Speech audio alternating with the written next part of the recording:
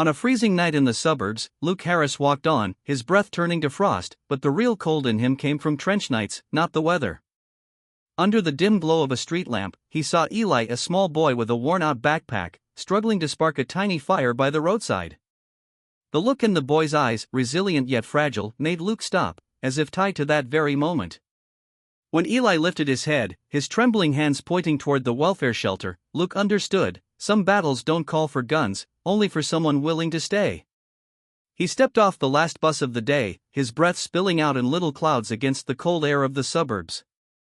The light was gone behind the trees, leaving the sky drained of color, just a flat gray. The old pack on his shoulder felt heavy, like it still carried the pieces of war with it, the gunpowder smoke, the snap of metal breaking, the ragged breathing of men who didn't make it. Each step sank into the damp ground, and in his head he could hear the old rhythm, boots pounding through hot sand, a sound that never really left. The house stood ahead, quiet as an old man fallen asleep. The paint on the door peeled, the porch rail leaned, moss spread across the roof. He touched the latch and his hand shook a little, cold against his skin like the rifle he once held in the dark. The hinge let out a thin, high squeal that tightened his spine. It wasn't just the door. It was the sound of a steel hatch in his memory, the one he once feared he'd never walk out of. Inside, the emptiness hit him. No smell of food, no voices, just dust and shadow. Every step across the wooden floor echoed like knocking on a hollow box. He set his pack on a chair, it rocked and creaked once, then went still. The weight of the room pressed down on him until he crouched low, his shoulders against his knees, his breathing short and fast. In the dark, faces came back. Eyes that clung to him, hands reaching from the past.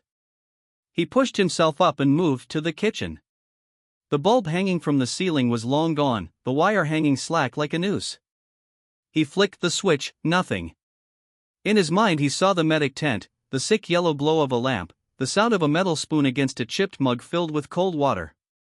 A simple moment. War had made even that feel like a luxury. He was afraid he'd never hear those small sounds again, afraid life itself had turned into a stretch of empty rooms. But as his eyes adjusted, something shifted. The kitchen, cold as it was still there.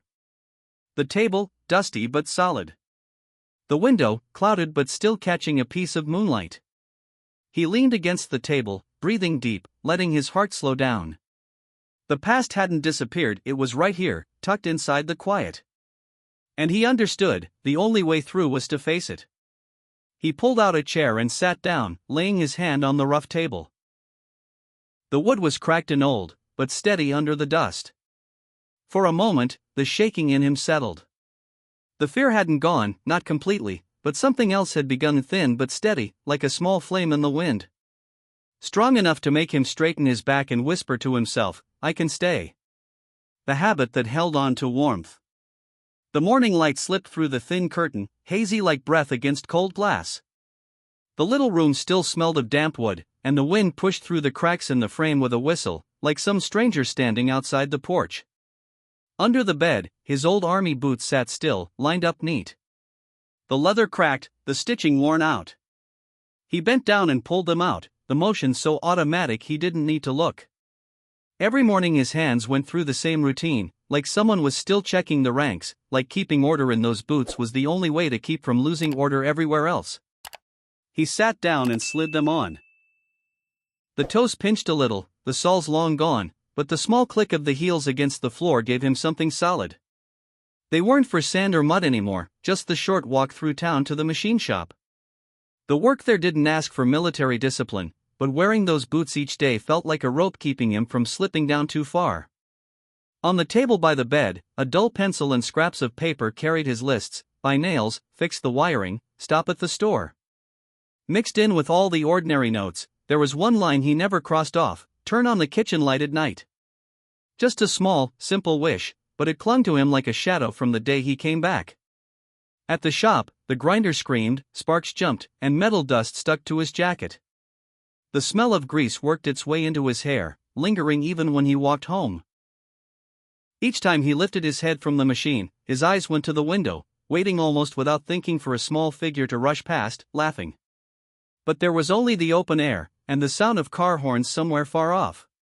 By evening, he was back at the old house. The boots slid neatly under the bed again, just as they had that morning. In the dark, he lit a small oil lamp. The weak yellow light shook across the wall, tracing cracks like crow's feet on an aging face. He sat quiet, one hand on the rough table, waiting for a sound that never came, the clink of a spoon against china, the echo of a child's laugh filling the kitchen. The fear stayed with him, that silence would swallow those sounds for good, that his life would be nothing but the hiss of wind through the doorframe and the creak of boards underfoot. But each time he set the boots in their place, each time he lit the lamp in that cold house, he told himself again, I'm still here. Still waiting. In the repetition of those small habits, he found a scrap of warmth. Not enough to drive out the dark, but enough to keep a small flame inside him alive. And from that simple hope, a light turned on, a laugh breaking silence, he began to practice a kind of resilience, right there in the long empty stretches of everyday life. Evening settled over the town like a heavy blanket. On the narrow road at the edge of town, the last streaks of light slipped away from the gray wooden porches. A freight truck roared past, drowning out every other sound, leaving a thin film of red dust across the sidewalk. Street lamps flickered on one by one, their yellow glow unsteady, as if they too were worn out from the long day. Luke sat behind the wheel of his old pickup, the engine humming steady but rattling each time he shifted gears. His hands, rough and cracked from oil and metal dust, rested on the steering wheel. Now and then his arm twitched, the leftover reflex of nights spent on guard duty. He drove slow, tires crunching gravel, eyes fixed on the stretch of road ahead, lined with shops that had already shut down for the night. Through the glass, the town looked familiar but distant. The laundromat's closed sign swung in the wind, the diner glowed faintly, white light blurred with the haze of grease smoke drifting upward. A young couple walked by, fingers laced, their laughter trailing behind. Luke blinked slow, the kind of blink you give when you're watching life from behind thick glass, knowing you don't quite belong. The light turned red at the intersection. He stopped, the glow washing across his sun-worn face. In the rearview, the sky behind him was swallowed up by black. Headlights from passing cars streaked by like tracer fire in the night, an image that tightened his chest. He pulled in a deep breath, holding it until his heartbeat found a steadier pace, willing the flood of memories to stay where they belonged. Green. He turned the wheel, heading toward the row of wooden houses on the edge of town. The road was empty now, the only sound the tires humming against asphalt. Each curve showed more of the loneliness he already knew too well, sagging fences, cracked sidewalks, the weak scatter of yellow street lamps. The town hadn't really changed, but in his eyes it carried the weight of shadows that didn't fade. As he pulled up to the house, he let go of the wheel, rubbed the dust off his sleeve, his body aching deep with fatigue. In his mind, he could almost see it, a kitchen lit warm, the sound of someone laughing soft and close. But the truth was different, the porch sat dark, the windows quiet. He cut the engine and stayed put for a while in the cab's darkness, listening as the motor cooled, his pulse still running hard. Right then, he knew the fear hadn't left him. The fear that tomorrow would look exactly like today, that his life would stretch on as nothing but late roads, roaring trucks, and an empty house. Still, he opened the door and stepped down. The old boots hit the ground with a flat, dry thud, solid all the same. He stood tall, staring at the silent roofline, and in that silence, he managed to hold on to a small scrap of grit. The headlights stretched across the rain-stained road, shining in shaky streaks. As Luke turned near the small bridge, his eyes caught a figure hunched by the roadside.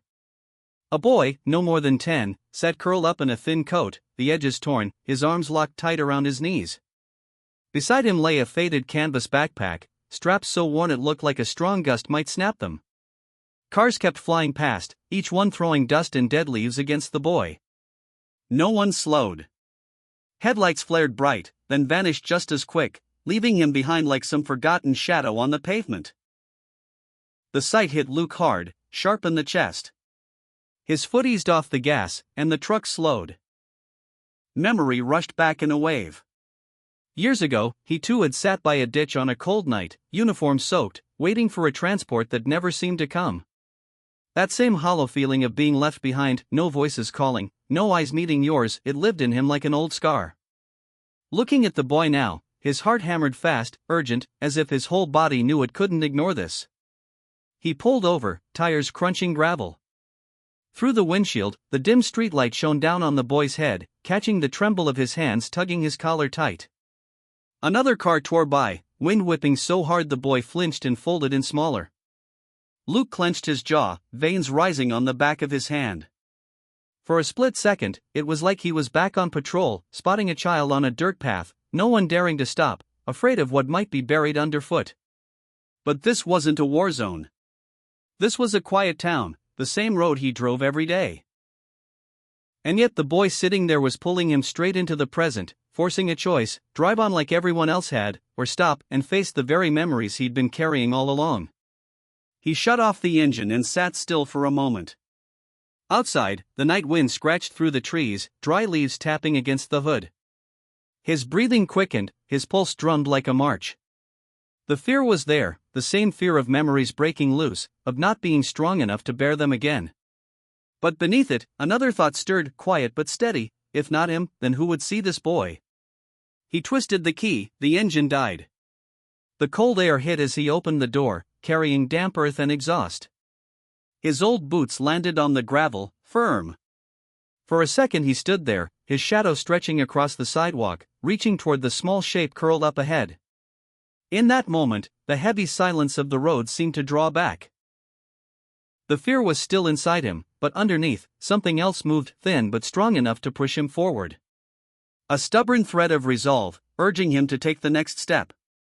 The night air rushed in as Luke rolled the window down. The cold wind stung his face, carrying the smell of road dust and the tang of rust from the bridge nearby. Under the weak glow of the streetlight, he saw the boy's small frame, shoulders pulled tight, dark circles under his eyes that flashed once before he looked away. In that split second, Luke caught it: the deep weariness sunk into the boy's face, the shadow of someone carrying more than his years should ever allow. He pushed the door open, the hinge groaning softly in the quiet. His old boots hit the gravel with a flat, dry sound. Luke walked slowly, each step tugging at the weight of memory: ambush nights, little shapes moving in the dark, the sound of children slipping quickly into canvas tents. His chest tightened, his heart racing, not from the short distance, but from the fear of being pulled under by it all. The boy startled, pressing himself back against the lamppost. His arms clutched the backpack close, fingers gripping the fabric until they turned pale. No crying, no shouting, no plea for help, just silence. Silence so heavy it built a wall between them. Luke stopped, only a few paces away. He drew in a breath, steadying his shoulders. Every instinct in him, the old soldier's reflex, pushed to move forward, to check, to protect. But this wasn't the war, and the child in front of him wasn't an assignment. He was just a soul trying to hold his ground. The wind picked up, spinning a few dry leaves at their feet. The streetlight flickered, throwing a shaky light across the boy's face, making his hollow eyes look even darker. Luke recognized that kind of silence. It was the silence of fear. Fear that any adult coming closer would bring hurt, fear that reaching out meant more pain. The boy had built his own wall, fragile, but fiercely defended. Luke didn't take another step. He bent slightly at the waist, bracing one hand against his knee. He let the silence hang there, didn't try to break it.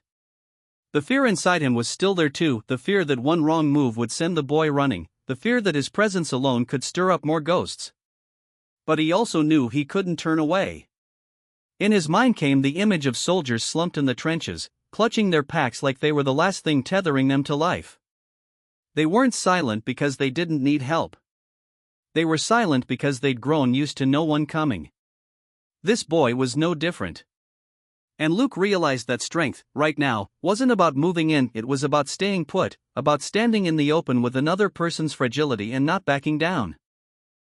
He lifted his eyes to the night sky stretched over the town, thin light spilling through the gray clouds. A truck engine faded off into the distance, leaving behind a rare quiet. In that quiet, the fear inside him loosened its grip, replaced by something smaller but stronger, the stubborn resilience of not walking away, of facing another's hurt without turning aside. The weak yellow glow of the streetlight was enough to show the young face in front of him. Luke spoke, his voice rough, like it had just fought its way out of a long cough, just a few simple questions, carried off thin in the wind. The boy's answer was nothing but a slow shake of the head, as if even the weight of words was too much for him to carry. No sound, no explanation, just the silence stretched bare between them. In that moment, Luke was pulled back to the day he first came home. He remembered the wooden door of his own house, the hinge whining the same way when he pushed it open. He'd stood there, sweat still damp on his back from the march, his pack heavy on his shoulders, unable to force out even a greeting. His hand just clutched the strap tighter, staring at the dark doorway, his chest filled with questions that never made it past his lips. That same feeling, lost, not knowing how to begin, was staring back at him now in the boy's hollow, sleepless eyes.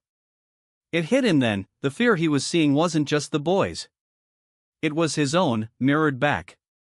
The fear of stepping too close and breaking something fragile, the fear that his presence might not be enough to be accepted.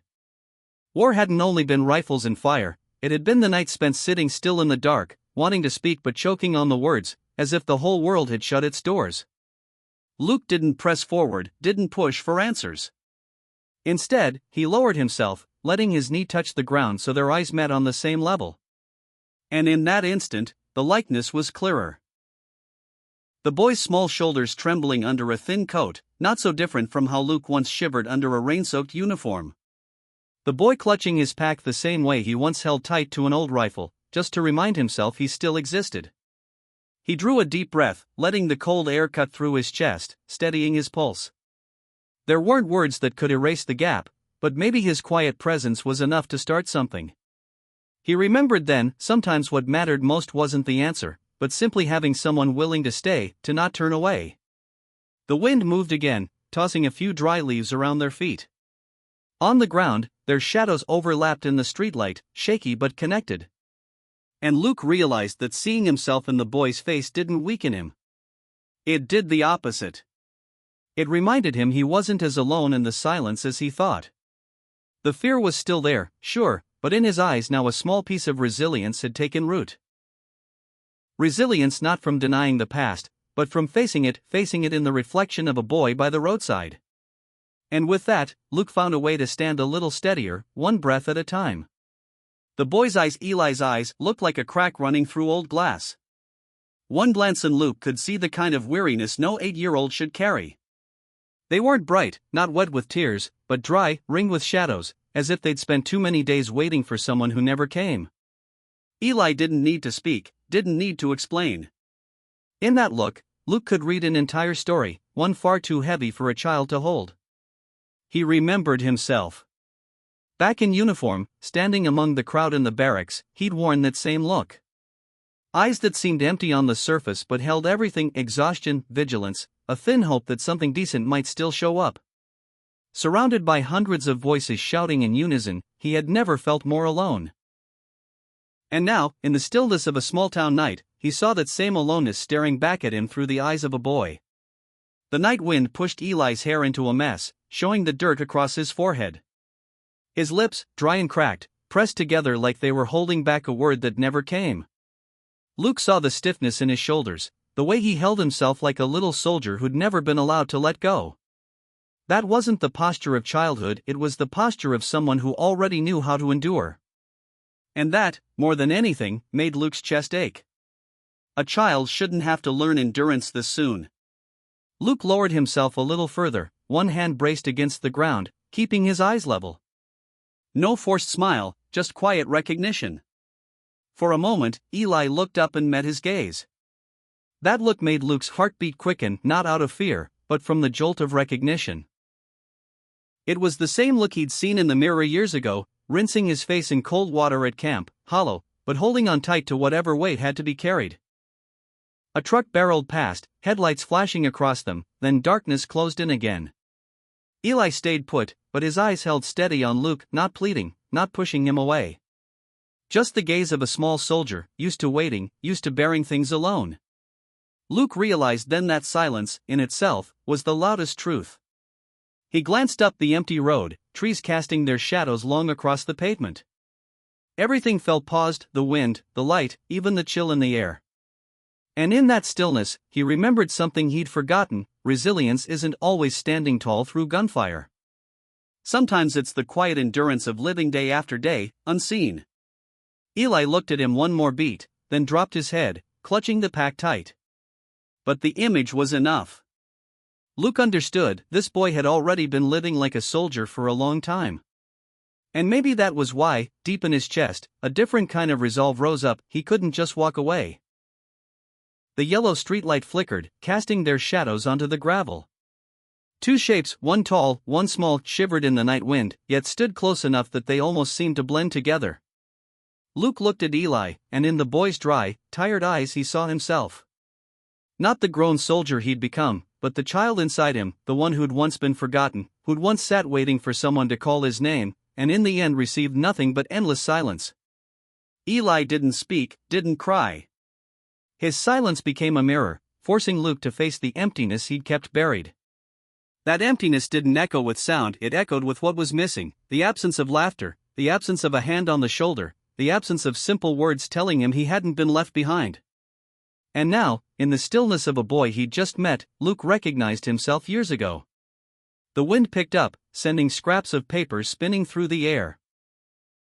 A cardboard box rolled across the pavement, thumping against the curb. Eli flinched, clutching his backpack tighter, eyes wide for a moment before closing again, like a small animal too used to having no safe place. Luke stood still, remembering nights in the barracks when any noise might have meant danger. In their own ways, both of them had lived under that same constant strain for far too long. For a moment, he saw the thin line between them. One was 8, the other past 40, but both carried the same kind of loneliness. Both wore eyes that had learned to avoid direct gaze. Luke took in a long breath, his chest rising, then let it out slow. He didn't want to break the silence, because he understood it wasn't a barrier, it was a thread connecting them, the only thing that let them understand each other without words. The boy turned his face slightly, but his eyes slid back toward Luke, testing to see if he'd leave. Luke didn't. He stayed where he was, and in that stillness he felt his own fear ease, the fear of being crushed by memory, the fear of never shaking loose from it. Eli was carrying it right there in front of him, inside a body far smaller, far more fragile. And if the boy could sit there, bracing himself against the cold wind without collapsing, then maybe Luke could face his own heavy memories too. The streetlight flickered once more, then steadied. Two shadows stretched across the pavement. One old, one young, both forgotten in their own ways. And in that moment, Luke understood, sometimes salvation doesn't come from finding someone exactly like you. It comes from seeing the reflection and accepting it for what it means.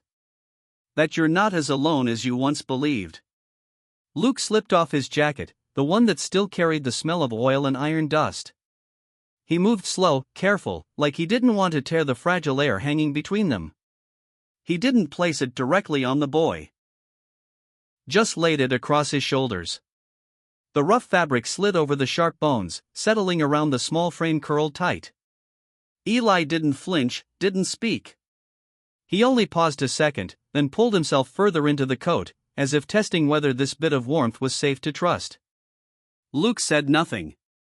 He stepped back, opened the truck door. Inside, on the seat, sat the bottle of warm water he kept every night, a small habit to hold on to some trace of comfort in an empty house. He set it down where the streetlight hit it plain. He didn't press it into the boy's hand, didn't insist. The gesture itself was enough, like a quiet offer: if you need it, it's here. Then he stepped away and sat on the cracked cement stoop a few yards from Eli. The step was old, dust clinging thick, hairline fractures running through it.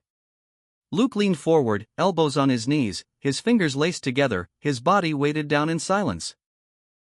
The night wind carried the damp smell of dirt and dead leaves, but in that stillness his breathing came steadier than before. The boy still clung to his pack, arms locked tight as though it were the last shield he had. His eyes flicked once toward the water, then dropped. Luke didn't stare, he watched from the corner of his eye. He knew too well that rushing would ruin everything. Years in uniform had taught him patience could be the only weapon left. Here, it wasn't about surviving an enemy. It was about showing a child that someone was willing to stay put, not turn away. Time dragged. A truck roared past, its headlights sweeping over the road and then gone, leaving darkness behind.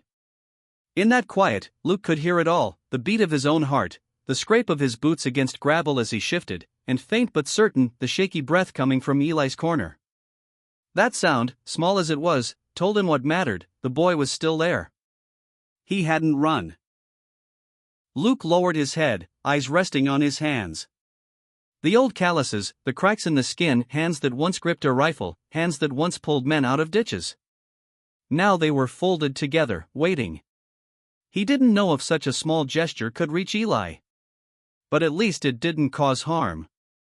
And in a world already carrying too many wounds, sometimes not adding another is the first step.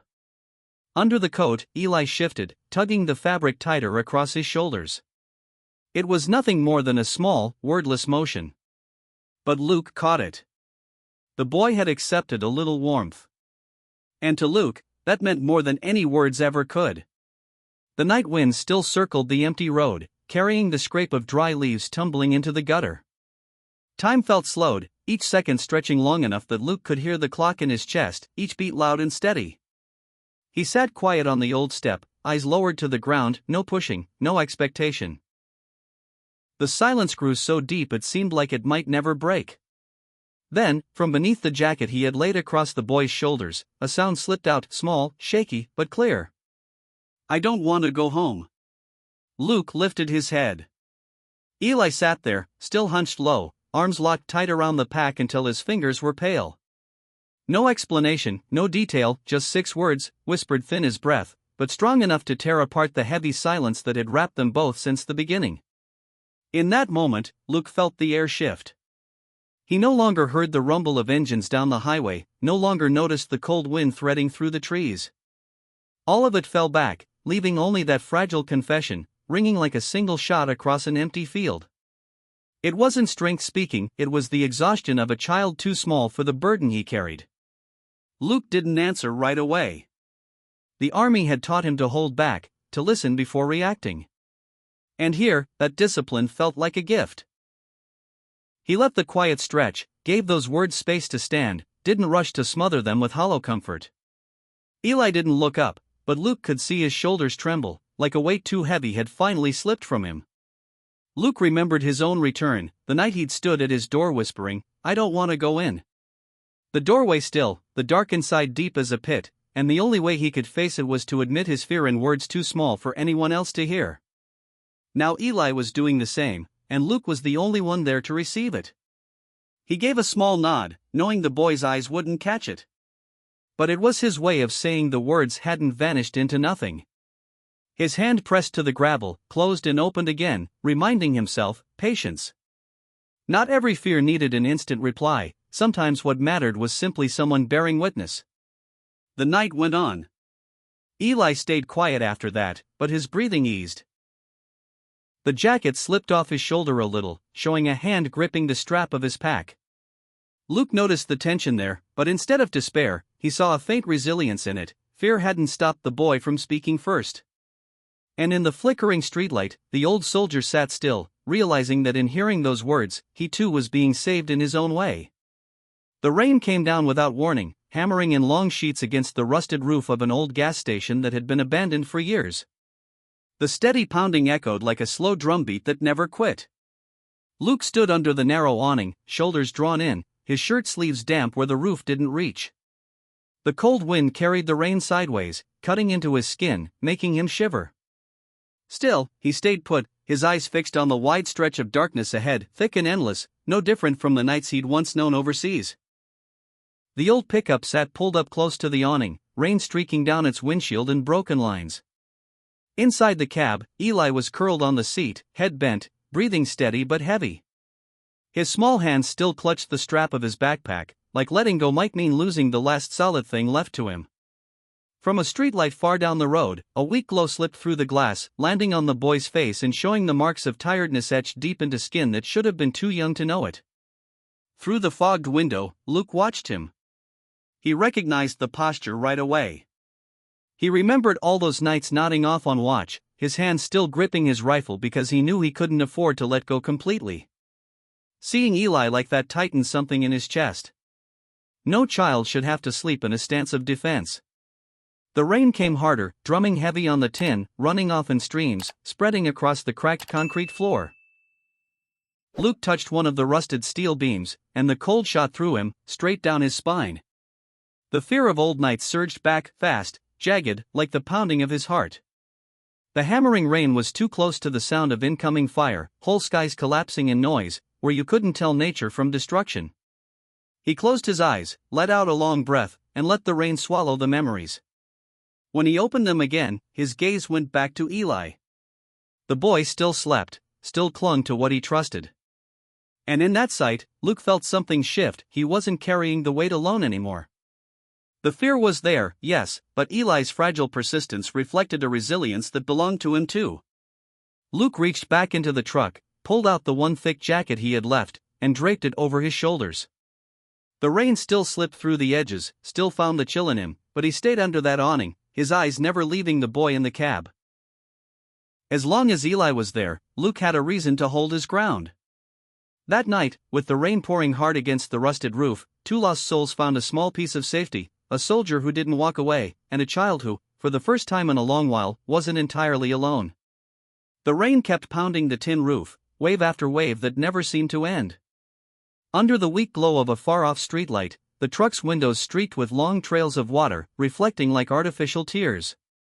Luke stood silent beneath the awning, eyes fixed on the shadow inside the cab. The boy still slept, curled in tight, his small hand locked on the strap of his pack. The sight of it drove into Luke's chest like a blade. He had long since taught himself not to cry. Out there in the field, nobody had time for tears. You just gripped your rifle, swallowed the ache, and kept moving. But tonight, looking at a stranger's child, he felt something break inside him. No gunfire, no smoke, no chaos. Just the suffocating silence, and it was enough to bring him to the edge. His vision blurred. The first tear slid down, mixing with the rain blowing in under the awning, cold, but real. Then more followed, heavy and slow. They were the tears of a man who had carried too many brutal years on his back, finally spilling, not for the war itself but for the helplessness he felt watching a fragile boy try to hold himself together. He turned his face aside, letting the darkness cover him. His calloused hand came up to his eyes, but it couldn't hide the tremor in his chest. He cried the way he had never allowed himself to, quietly, without sobs, just the steady flow down a weathered face. It felt strange, but also like release, as if some hard crust was cracking open to let water rise from underneath. The rain kept hammering, keeping pace with him. That broken-down gas station had become a thin shell holding two lost souls. A child asleep from exhaustion, and a soldier finally admitting his own weakness. What lay between them wasn't years or experience, but something simpler. They both needed to be seen, to have something to lean on. Luke let the tears fall.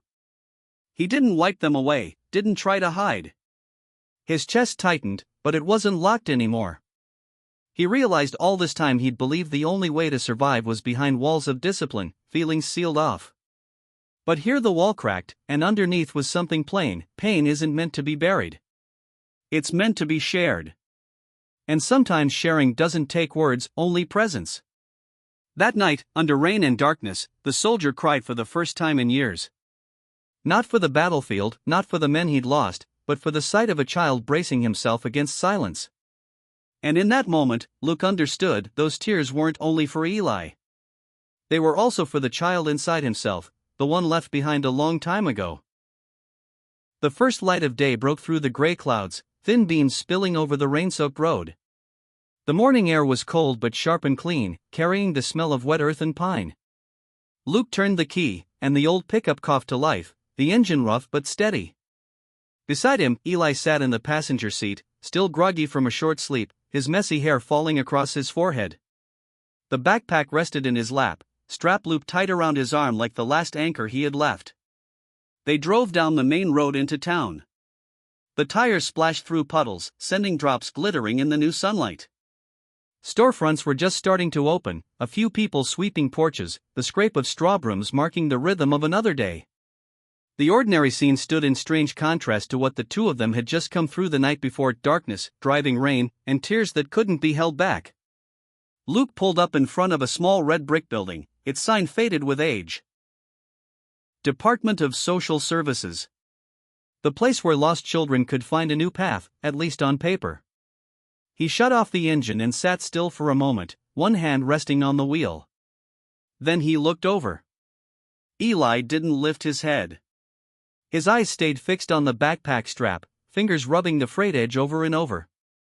Luke stepped out, walked around, and opened the other door.